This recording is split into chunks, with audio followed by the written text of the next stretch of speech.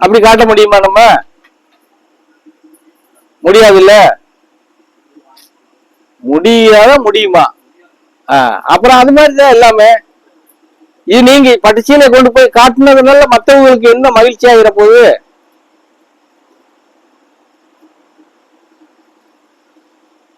சொல்லுங்க.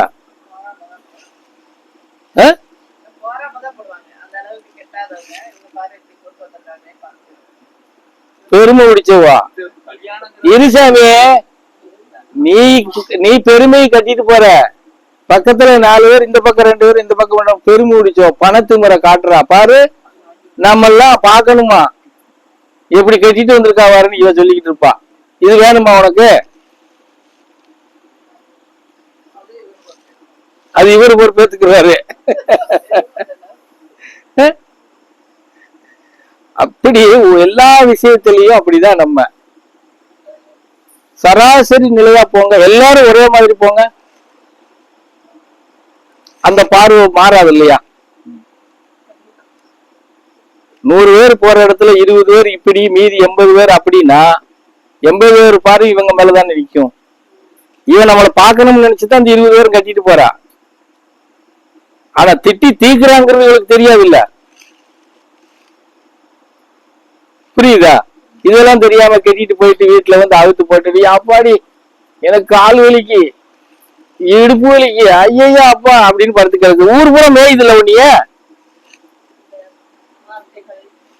இந்த ஊர் பூரா மேய்துல ஒட்டுமொத்தமா. நீ அதை வாங்கித்தானே ஆகணும்.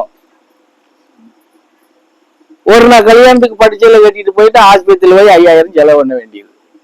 மொய்ய 1000 தான் செஞ்சிருப்பாங்க, ஆஸ்பத்திரிக்கு 5000 10,000 செலவு பண்ணிருப்பாங்க 2 நாளையில. இதுக்கு பேர் பெருமையா?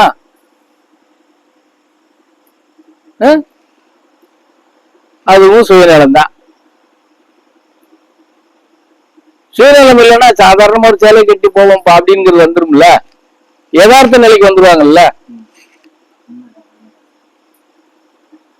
புரியுதா? ஆசையும் சுயநலமும் ஒன்னா சேர்றதுதான் நம்மளை கொண்டு போய் புதைக்கிறதுக்கு அடையாளம்.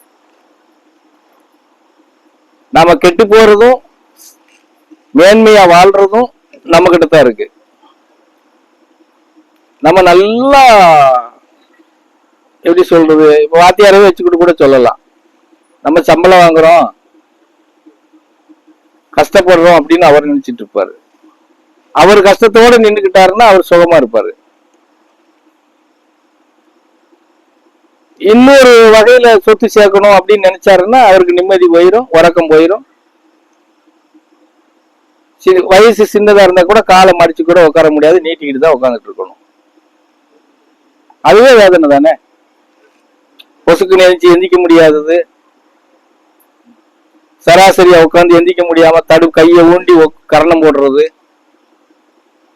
இதெல்லாம் வேதனை தானே. நீங்க எவ்வளவு சம்பாதிக்கிறீங்க அப்படிங்கிறது கணக்கு இல்ல, எவ்வளவு காலம் நோயற்று வாழ்றீங்கிறது தான் கணக்கு. எப்படி நோயற்று வாழ்றதுதான் கணக்கு. அவன் தான் கோடீஸ்வரன். அவன் நிம்மதியா தூங்குவான், நிம்மதியா சாப்பிடுவான், நிம்மதியா ஓடி ஆடி வருவான். அவனுக்கு நோயும் கிடையாது, சொத்து இருக்குன்னு பயமும் கிடையாது. அவன் தான் பணக்காரன். புரிஞ்சதா? எல்லா நோயும் வச்சுக்கிட்டு உறக்கம் இல்லாம ஓடுறது, உறக்கம் இல்லாம அழுகுறது, புலம்புறது, இது பணக்காரன் கிடையாது. அதான் சொன்ன இல்லையா, நேத்து ஒரு பணக்காரனை போய் பார்த்துட்டு வந்து நான் என்ன முக்கிட்டு கிடந்தேன்னு சொல்லி, இதுக்கு அவனை போய் நம்ம பார்க்காமே இருந்திருக்கலாம்டான்னு நினைச்சேன். இங்க வந்து அது ஒரு நற்பாசை தானே. ஓய் அவனை போய் பார்க்க போய் தானே நம்ம வந்து முக்கிட்டு முனைகிட்டு படுத்து கிடக்கும். போகலன்னா நமக்கு அது வருமா? பணக்காரன் தான். 2 பேர் துணை இல்லைன்னா எந்திரிச்சு நடக்க முடியாது, போக முடியாது. நல்ல சோறு சாட முடியாது. அவர் சொல்றத பார்த்தா எனக்கு அதிர்ந்து போனேன் நானே. ஏன்னா பாய் மனுஷங்க ஒரு மனுஷனை இப்படி இல்லாமடா பயமுறுத்தி வச்சிருப்பீங்கன்னு நினைச்சுக்கிட்டு இருந்தேன் நானு. டாக்டர் ஒரு பக்கம் டாக்டர் நோயாளி மாத்திரம் பயமுறுத்தினா பத்தாது, அந்த குடும்பத்துல இருக்கிற 5 பேரையும் பயமுறுத்தி வச்சிருக்கான்.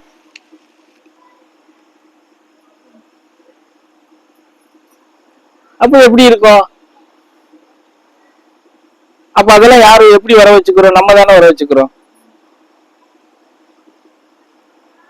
இத்தனைக்கும் அவங்க நிறைய தானம் பண்றாங்க, தர்மம் பண்றாங்க, கோயில் கோயிலா போய் அன்னதானம் கொடுக்க வர சொல்றாங்க. ஏன் அவங்களுக்கு அந்த நிலைமை வந்துச்சு?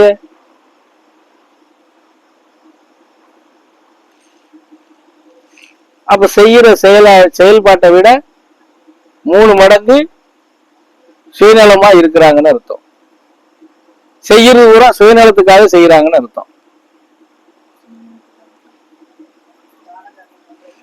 எல்லாமே சுயநலம் தான். அந்த எதிர்பார்ப்போட போய் செய்யறது சுயநலம் தானே. நேத்து கூட சொல்றாரு சாமி, நானு மூக அம்பியா கோயிலுக்கு போய் அன்னதானம் கொடுக்க போறேன் 5ஆம் தேதி. எதுக்கு சாமின்னு கேட்டேன். என் மகளுக்கு நல்ல முறையா குழந்தை பிறந்துட்டா நான் வந்து கொடுக்குறேன்னு சொல்லியிருக்கேன் சாமி. பொம்பளை குழந்தை பிறந்துருச்சு, அதனால போய் அன்னதானம் கொடுத்துட்டு வரணும் சாமி.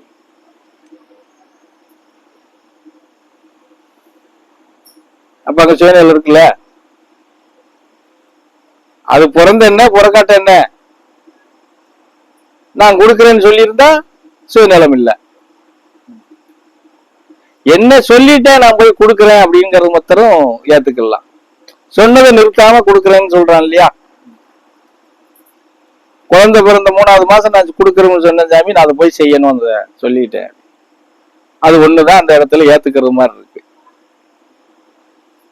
சொன்ன நாளுக்குள்ள நான் கொடுத்துறேன்னு போறான் பத்தியா, அது ஒண்ணுதான் ஏத்துக்கிறது மாதிரி இருக்கு. நான் சிரிச்சுக்கிட்டே உட்காந்துக்கிட்டு இருந்தேன். என்ன சாமி சிரிக்கிறீங்கன்னாரு. வேற என்ன சாமி சொல்ல அப்படின்னு சொல்லிட்டு என் கூட வந்தவர் என்னைய பாக்காரு, அவரை பாக்காரு, என்னைய பாக்காரு, அவரை பாக்காரு. அவருக்கு இன்னொரு பயம், நம்ம வேற குரு பூஜை கேட்டு வந்திருக்கிறோம், இவங்க 2 பேரும் இப்படி பேசிட்டு இருக்காங்களே, பெரிய இதா போச்சே அப்படின்னு சொல்லி. அவர் நோயை கூட நம்ம ஈஸியா குணப்படுத்திருக்கலாம். இங்க குணப்படுத்த வேண்டிய இல்ல, அது பழமநேரி போனா நல்லா குணமாயிருக்கும். அதை ஒரு வார்த்தை மாத்திரம் சொன்னேன். அதுக்கு என் கூட வந்தவருக்கு கோபம் வந்துருச்சு. நம்ம போன வேலையை பார்க்காம அவருக்கு போய் டாக்டர் வேலையை பார்த்துட்டு இருக்கீங்க என்கிட்ட வந்து வெளியே வந்து. எனக்கு அங்கனே கொஞ்சம் சிப்புன்னு ஏறிடுச்சு. கீழே இறங்கி அடி புடுங்குனது போதும், நாங்க ஆசிரமத்துக்கு போறோம்னு சொல்லலாம்னு வந்துருச்சு. சரி, அது மரியாதை கிடையாது அப்படின்ட்டு அரமேத்து வந்துட்டேன். ஒரு நோயாளிய பாக்குறோம், எளிமையா குணமாகும்ங்கிறது நமக்கு தெரியுது. அந்த வார்த்தை சொன்னதுனாலதான் டாக்டர்கள் எப்படியெல்லாம் சொல்லி பயமுறுத்தி வச்சிருக்கிறாங்கன்னு அவர் பாட்டா பாடினார். எந்த மருந்தும் நீங்க சாப்பிடக்கூடாது, எந்த டாக்டரும் நீங்க போய் பாத்திரக்கூடாது, எங்களை கேட்காம எங்களுக்கு தெரியாம ஒரு ஸ்கேன் கூட எடுக்கக்கூடாதுன்னு சொல்லி வச்சிருக்கேன். அது எப்படி டாக்டர்?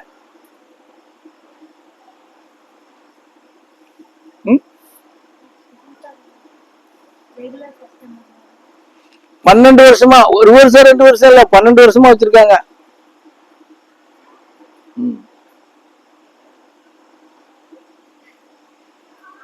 இந்த இவங்க வச்சு அந்த டாக்டர் ஒரு பெரிய கிளினிக்கே கட்டிருப்பான்னு நினைக்கிறேன், இவர் சொல்றத பார்த்தா. சரியா? இப்ப இப்படி எல்லாம் இருக்கிறாங்க. இதெல்லாம் வந்து அந்த டாக்டர் சுயநலம்னு சொல்றதா, இவங்கள சுயநலம்னு சொல்றதா? தீர்க்க வேண்டிய நோய், நரம்புக்கு சம்பந்தப்பட்ட நோய் தான். அதுக்கு ஒன்றும் பெரிய இதெல்லாம் பண்ணணுங்கிற அவசியம், அறுவை சிகிச்சை பண்ணியிருந்தாலும் பயப்படணுங்கிற அவசியம் இல்லை. போய் 3 வேளை மருந்து சாப்பிட்டு வந்து 15 நாளோ 16 நாளோ பத்தியம் இருந்தாங்கன்னா முடிஞ்சு போச்சு. தெம்பா நடப்பாரு, ஓடுவாரு, ஆள் பிடிக்க வேண்டியது இல்லை, துணைக்கு ஆள் வர வேண்டியது இல்லை. எப்படி பயமுறுத்தி வச்சிருக்கிறாங்க. பணம் இருக்கிறதுனால அவன் பயமுறுத்துனதை நம்பிக்கிட்டு இவங்களும் அந்த பணத்தை செலவழிக்கிட்டு போய்கிட்டு இருக்காங்க. பணம் இல்லாத என்ன செய்வான்?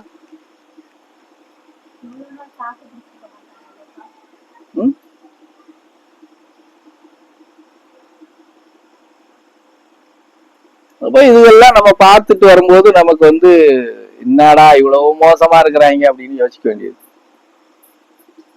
இவ்வளவு கொடூரமா காசுக்காக இப்படி இல்லாம ஒரு ஏமாத்தி பயமுறுத்தி வைப்பாங்க.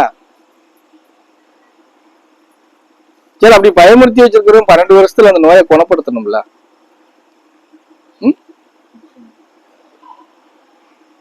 குணப்படுத்தல.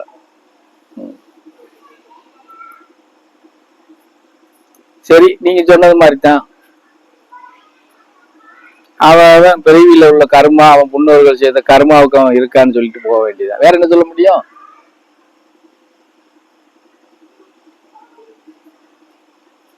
நான் இதுதான் சொல்லிட்டு இருந்தேன் அவர்கிட்ட, என் கூட வந்தவர்கிட்ட.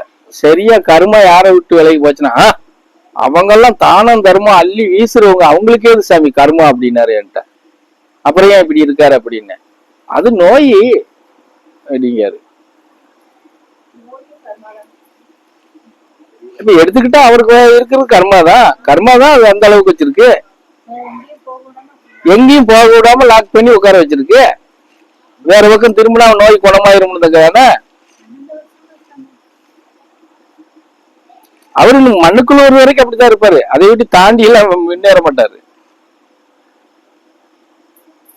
புரிஞ்சதா? அப்ப இவங்களும் அப்படித்தானே இருக்காங்க. அவரை சார்ந்து அவருக்கு தெரிஞ்சு இருக்கிறவங்களும் அப்படித்தானே இருக்காங்க.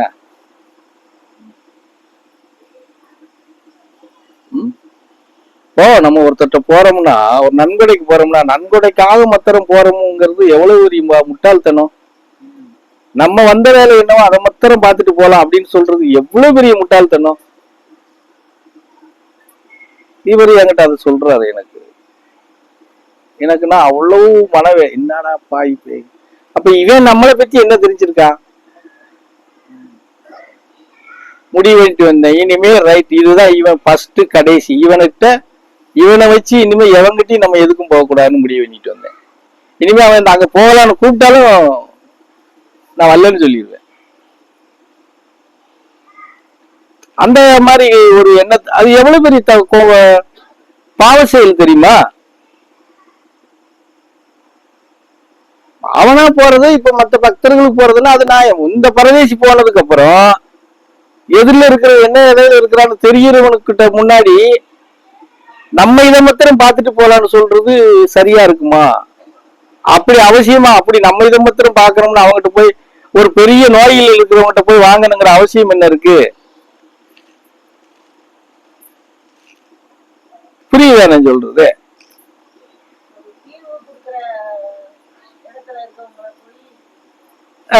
இப்படி சிந்திச்சு வர சொல்றாங்க. எனக்குன்னா அது ஒரு பெரிய அதை இது பண்ணி எனக்கு நேற்று தலைவலியும் அதிகமாயிருச்சு, உடம்பு வலியும் அதிகமாயிருச்சு. அதான் நேற்று சாயந்தரம் மத்தியானம் வந்த உடனே நீங்க என்ன பண்றீங்க ஏது பண்றீங்கன்னு கூட எனக்கு கேட்கல தெரியுமா? மோரோ தண்ணியோ குடுத்தீங்க, குடிச்சுட்டு அப்படியே போய் படுத்த வந்தான். சாயந்தரம் 5:30 மணிக்கு தான் எழுந்து வெளியே வந்தேன். அப்போ ஜனங்கள் எப்படி இருக்கிறாங்க? இத்தனைக்கும் நீங்க 1க்கு 4 பூஜைக்கு வந்துட்டு போறவன் தான். அவன் பிரச்சனை தீர்றதுக்காக குரு பூஜைக்கு வந்து சில இதுகளும் பண்றவன் தான். இன்னொரு இடத்துக்கு போகும்போது அவனுடைய எண்ணம் எப்படி இருக்கு?